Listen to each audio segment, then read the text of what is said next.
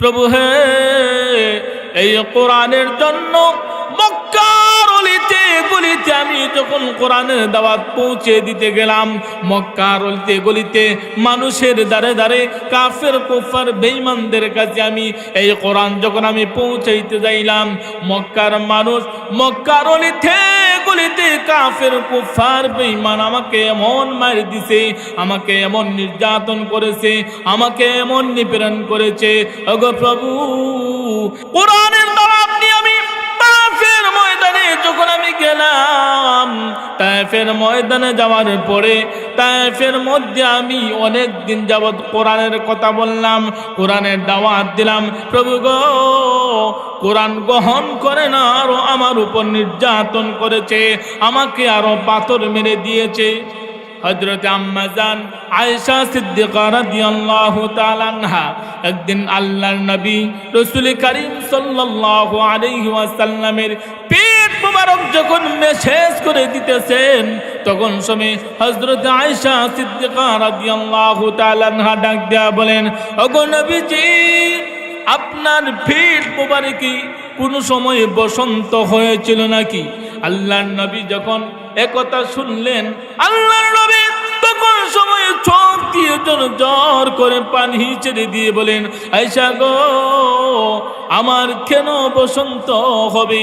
আমার পিঠের মধ্যে, আমার শরীরের মধ্যে বসন্ত হবে দূরের কথা, মহান আল্লাহ আমার শরীরের মধ্যে মশা মাছি পর্যন্ত বসা হারাম করে দিয়েছিলেন। শুনো,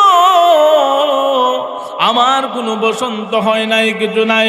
আয়েশা গো, আমি এই কোরআনের দাওয়াত নিয়ে যখন তায়েফের ময়দানে গিয়েছি, তায়েফের দুষ্ট লোকেরা কোরআন গ্রহণ করবে দূরের কথা, ইসলাম গ্রহণ করবে দূরের কথা, তারা আমাকে এমন ভাবে পাথর মেরেছে, এই পাথরের দাগগুলো কালো হয়ে এখনো আমার পিঠে লেগে আছে। ইন্না নাহনু নাযালনা যিকরা ওয়া ইন্না লাহু লাহাফিজুন।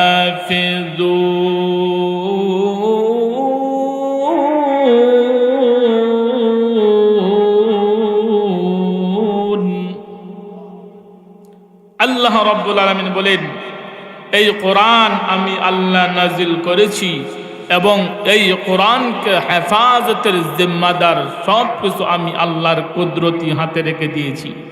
সুবহানাল্লাহ। তাহলে আল্লাহ বললেন, এই কোরআন আমি নাজিল করেছি এবং এই কোরআনকে আমি হেফাজতের জিম্মাদারি রেখেছি।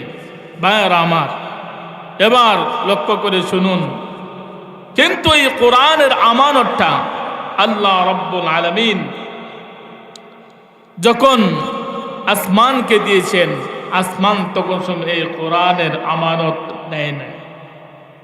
জমিনকে দিয়েছেন, জমিনে নেয় নাই। পাহাড়, এত বড় পাহাড়, এই পাহাড়ও নেয় নাই, কিন্তু নিয়েছে দুর্বল কিছু মানুষ। কথা বলেন ঠিক কিনা? إنا عرضنا الأمانة على السماوات والأرض والجبال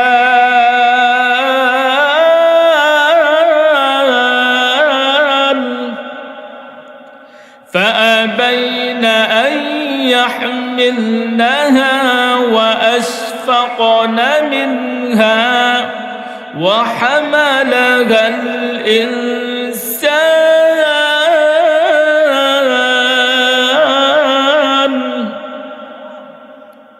আল্লাহ রাব্বুল আলামিন যখন ইন্না আরাদনাল আমানাতা আলাস সামাওয়াতি ওয়াল আরদি ওয়াল জিবালি, আল্লাহ রাব্বুল আলামিন যখন সবাই কোরআন নামক আমানত যখন সবাই আল্লাহ রাব্বুল আলামিন আসমানকে দিলেন, আসমান বলে, প্রভু হে, এত পাওয়ারওয়ালা কোরআন আমি নিতে পারবো না, দায়িত্ব নিতে পারবো না।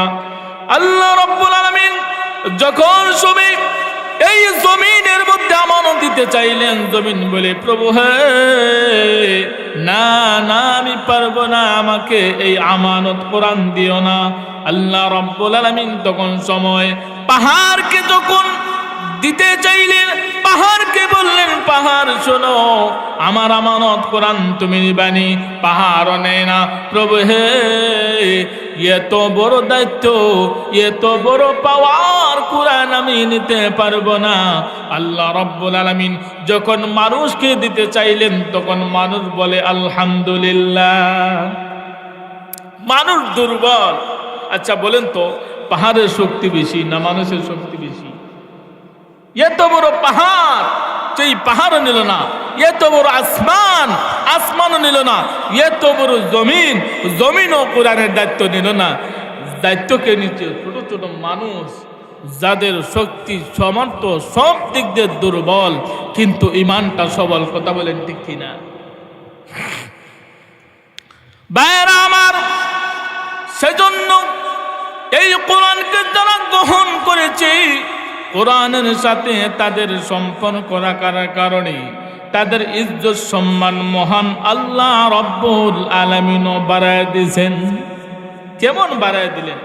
একটা এক্সাম্পল দিলেই বুঝবেন। এক লোকের তিনটা সন্তান হওয়ার পরে প্রথম সন্তানকে বলে, হে সন্তান, আমার একটা 50 কেজি ওজনের একটা বস্তা আছে, সাইলের বস্তা, এই বস্তাটা একটু আমাকে বিরাসার বাস স্ট্যান্ডে নিয়ে দিবানি।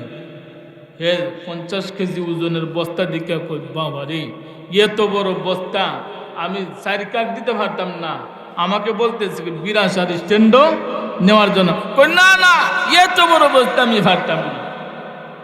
বাবা নিরাশ হইয়া দ্বিতীয় সন্তানকে বলে, সন্তান, আমার 50 কেজি ওজনের একটা বস্তা, চাইলের বস্তা, এই চাইলের বস্তাটা বিরাসার বাস স্ট্যান্ডে নিয়ে দিতে পারবেনি? কয়, আব্বা, আমার দ্বারা সম্ভব না, আমি পারবো না, একটা গাড়ি এনে নিয়ে যান। তখন সময় ছোট একটা বাচ্চা, কয়েক বছরের, 7-8 বছরের বাচ্চা, হে দেখা দেখা বলে, হায় রে আব্বা, বড় ভাইকে বললেন, বড় ভাইকে বলে, বড় ভাই সে বলে দিল হে পারবে না। আব্বা মেজো ভাইকে বললেন, মেজো ভাইও বলল পারবে না। এবার আমিও যদি বলি পারবো না, তাহলে আমার আব্বা কত কষ্ট পাইব। এবার এই বাবা ছোট সন্তানকে ডাক দিয়ে বলে, সন্তান, ও আমার ছোট আদরের বাবু, আমার একটা 50 কেজি ওজনের একটা সাইলের বস্তা আছে, আমার একটা এই 50 কেজি সাইলের বস্তাটা বিরাসার বাস স্ট্যান্ডে দিতে পারবা নিয়া? তখন সময় সন্তান চাষ করে কয়, আব্বা ভারু। সুবহানাল্লাহ কইতে না, ছোট কিন্তু বাবার সাহস যোগাই দিছে, আব্বা আমি পারবো, কোনো সমস্যা নেই। বাবার মনটা খুশি হয়ে গেছে। আমার বড় সন্তানকে আমি বললাম, আমার এই কাজটা করে দিতে বড় সন্তান পারল না, আমাকে না করে দিল, পারবে না। 2 নম্বর সন্তান শরীরের চাইজ বালা, গঠন বালা, শরীরের অবস্থা বালা, শরীরের কোয়ালিটি বালা, কিন্তু সন্তান বয়ে পেয়ে গেল, সেও পারবে না। কিন্তু ছোট সন্তান মাত্র 7-8 বছর হয়ে গেছে, 7-8 বছরের সন্তান, সে বলল সে পারবে, সাহস দেখাইছে। বাবার মনটা খুশি হয়ে গেছে। এবার বাবা ডাক দিয়া বলে, বিরাসারের 2 জন কাজের লোককে নিয়ে আসলো, বলল তোমরা আসো আমার বাড়িতে। আমার ছোট সন্তান মাত্র 7 বছর 8 বছরের সন্তান, কিন্তু সেই সন্তান কি করে এত বড় বস্তা, চাইলের বস্তা নেবে 50 কেজি ওজনের? কিন্তু আমার সন্তানের সাহস এত বেশি, আমার সন্তান আমাকে খুশি করার জন্য বলে ফেলেছে। আমিও চাই আমার সন্তানও খুশি থাক, আমার সন্তানকেও খুশি করব। হ্যাঁ কাজের লোক, তোমরা শোনো, তোমরা আমার সন্তানকে এই বিরাসার উত্তর পাড়া থেকে তোমরা 2 জনে 2 বস্তার 2 সাইড দিয়ে তোমরা ওজন দিয়ে ধরে রাখবা, আর মধ্যখানে আমার সন্তান যাবে। সাবধান, আমার সন্তানের মাথায় যেন বস্তার কোনো চাপ না লাগে। তোমাদেরকে মজুরি দিব যা লাগে, তোমরা টাকা নাও, পরিশ্রম করবা, টাকা নাও, কিন্তু আমার সন্তান মাথা যেন কোনো ব্যথা না পায়, আমার সন্তানের কাঁধে যেন কোনো ব্যথা না পায়। তোমরা শূন্য ধরে রাখবা, শূন্য ধরে রাখবা। আমার সন্তান বাজারে নিয়ে যাবে, তোমাদের হাতের উপরে থাকবে এই বস্তার সমস্ত ওজন, কিন্তু আমার সন্তান মনে করবে সেই নিয়ে গেছে, তার মনটা বড় থাকবে। এবার সন্তান যখন দুইজন কাজের লোক ওয়াজ দিয়ে ধরছে, আলগি দিয়ে ধরছে, সন্তান তো দৌড়, আর সুবহানাল্লাহ, বেটা 5-7 বছরের বাচ্চা, 50 কেজি চাইলে বস্তা নিয়ে যায়, নিছে না মানুষে নেই। আর ওজোরে খন হে বুঝতেছে কি হেউলিয়া যাইতেছে গা, বেটা তো খুব খুশি, বাজারে যায় কি খুশি, আরে আব্বারে খুশি করে লাইছি, কিন্তু বাবাই কোন ব্যবস্থা করেছে। ঠিক তেমনি ভাবে আল্লাহ রাব্বুল আলামিন ফেরেশতাদেরকে ডাক দিয়া বলেন, ফেরেশতারা রে, আমার বান্দাগণ দুর্বল, আমার বান্দিগণ দুর্বল। মানুষ দুর্বল হওয়ার পরেও এই কোরআন নামক আমানত আমি যখন আসমানের কাছে যেতে চাইলাম, আসমান গ্রহণ করলো না। আমি যখন জমিনের মধ্যে দিতে চাইলাম, জমিন গ্রহণ করে না। আমি যখন পাহাড়ের মধ্যে দিতে চাইলাম, পাহাড় গ্রহণ করে না। কিন্তু দুর্বল কিছু মানুষ তারা গ্রহণ করে ফেলেছে। ফেরেশতারা রে, এবার শোনো, আমি তাদেরকে কোরআন দিলাম, আর কোরআনের সমস্ত পাওয়ার তোমাদের কাছে দিয়ে দিলাম। তোমরা সমস্ত কোরআনের ওজনগুলো আলগি দিয়ে রাখো, আর এই কোরআনের মালিক, কোরআনের দ্বারক বাহক হিসাবে আমি দুনিয়ার মানুষদেরকে আমি বানায়া দিলাম।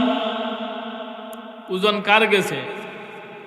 ওজন কার গেছে? কোরআনের। ফেরেশতাদের কাছে ওজন, আর আমরা মনে করতেছি আইরি কোরআন তো কত, কিন্তু এই কোরআনের ওজন, এই কোরআন যখন নাজিল হয়েছে, আল্লাহর নবী যখন উটের উপর চড়ছিলেন, এই কোরআন যখন নাজিল হয়, উট পর্যন্ত একবারে লেটকে মাটির মধ্যে সে পরে ঘুমিয়ে গেছে, এত পাওয়ার। বাইরা আমার, সেজন্য এই কোরআন পেয়েছি আমরা। এই কোরআনের কত ইজ্জত, কোরআনের কত সম্মান। এই কোরআন যারা পড়বি, কোরআন যারা ধরবি, কোরআন যারা চইবি, তাদের ইজ্জত সম্মান মহান আল্লাহ বাড়ায় দিবেন। আল্লাহ রাব্বুল আলামিন লাউহে মাহফুজের মধ্যে কোরআন লিখেছেন। লাউহে মাহফুজকে কিয়ামতের কঠিন ময়দানে ডাক দিয়া বলবেন, লাউহে মাহফুজ রে, আমার কোরআন তোমার কাছে সংরক্ষণ করতে রেখেছিলাম, আমার কোরআন আমাকে বুঝিয়ে দাও। লাউহে মাহফুজ ডাক দিয়া বলবি, প্রভু হে, আমি কোরআন তো সংরক্ষণ করে রেখেছিলাম, কিন্তু আপনার এই কোরআন জিবরাইল আমার কাছ থেকে কে সব নিয়ে গেছে। জিবরাইলের কাছে জিবরাইলকে জিজ্ঞাসা করেন। আল্লাহ রাব্বুল আলামিন হযরতে জিবরাইল আলাইহিস সালাতু ওয়াস সালামকে ডাক দিয়া বলবেন, জিবরাইল রে, তুমি নাকি আমার কোরআন তুমি লাউহে মাহফুজ থেকে নিয়ে গেছো। হে জিবরাইল, তুমি নাকি আমার কোরআন লাউহে মাহফুজ থেকে নিয়ে গেছো। এবার আমার কোরআন কোথায়? আমার কোরআন আমাকে বুঝিয়ে দাও, আমার কোরআন আমার কাছে দিয়ে দাও। জিবরাইল তখন সময় ডাক দিয়ে বলে, প্রভু হে, আমি কোরআন নিয়েছি, কিন্তু কোরআন আমার কাছে রাখি নাই। আমি এই কোরআন লাউহে মাহফুজ থেকে নিয়া আমি আল্লাহর নবী, বিশ্ব নবীর সিনায় পৌঁছে দিয়েছি। প্রমাণ, نزل به الروح الأمين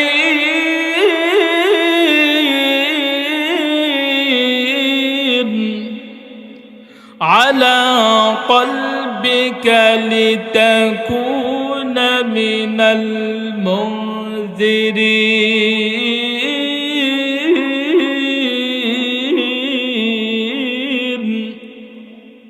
হযরতে জিবরাইল আলাইহিস সালাতু ওয়াস সালাম আল্লাহ নবী বিশ্ব নবীর কলবে পৌঁছায় দিলেন। এবার জিবরাইল বলেন, প্রভু হে, আমি এই কোরআন সুন্দরভাবে সংরক্ষণ করে নিয়া কোনো জিনবুত কাউকে চিনা দিতে দেই নাই। আমি আল্লাহর নবী বিশ্ব নবীর সিনাই নিয়ে পৌঁছে দিয়েছি।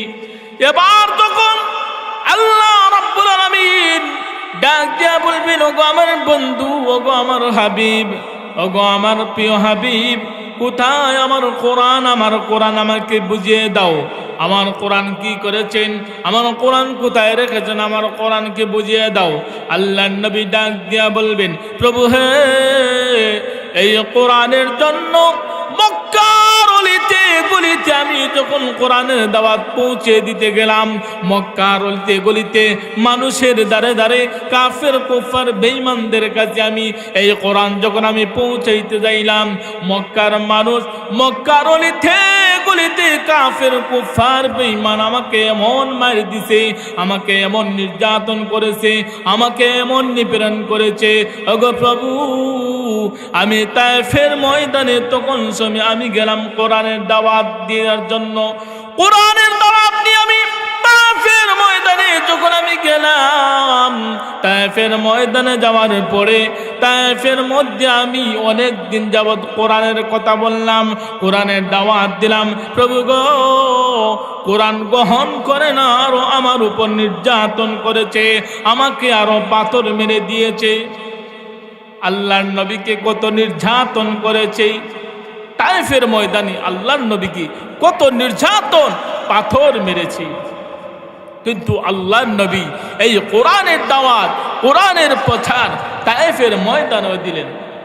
হযরত আম্মা জান আয়েশা সিদ্দিকা রাদিয়াল্লাহু তাআলা আনহা একদিন আল্লাহর নবী রাসূল করিম সাল্লাল্লাহু আলাইহি ওয়াসাল্লামের পেট মোবারক যখন মেসেজ করে দিতেছেন, তখন সময় হযরত আয়েশা সিদ্দিকা রাদিয়াল্লাহু তাআলা আনহা ডাক দিয়া বলেন, ওগো নবীজি, আপনার পেট মোবারকে কোন সময় বসন্ত হয়েছিল নাকি?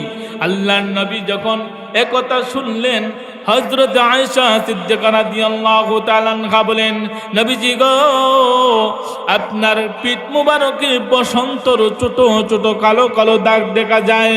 আল্লাহর নবী গো, আপনার পিঠ মুবারকে কিনু বসন্তের দাগ হয়েছিল নাকি? আল্লাহর নবী তখন সময় চোখ দিয়ে জ্বর করে পানি ছেড়ে দিয়ে বলেন, আয়েশা গো, আমার কেন বসন্ত হবে?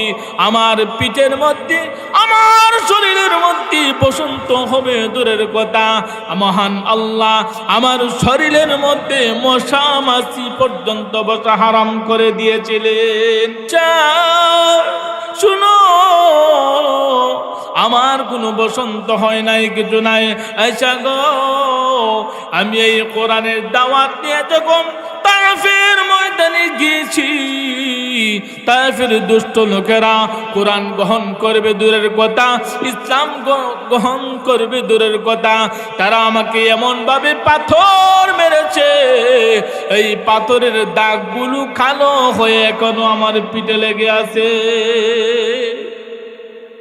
আল্লাহর নবীকে তায়েফের ময়দানে, তায়েফের মাঠে এত নির্যাতন, এত নিপীড়ন করেছে, তারপরও আল্লাহর নবী দ্বীনের দাওয়াত দিয়ে গেছেন। ভাইরা আমার, যেই কথা বলতেছিলাম, আল্লাহ রাব্বুল আলামিনকে আল্লাহর নবী ডাক দিয়া বলবেন, প্রভু হে, এই কোরআনের দাওয়াত দেওয়ার জন্য তায়েফের ময়দানে মানুষের কাছে নির্যাতিত হয়েছি, পাথর খেয়েছি, পাথরের আঘাত পেয়েছি, এমনকি উহুদের ময়দানে আমার তান্ডান শহীদ করে দিয়েছি, তারপরও কোরআনের দাওয়াত থেকে আমি পিছপা হই নাই, কোরআন থেকে আমি পিছপা হই নাই।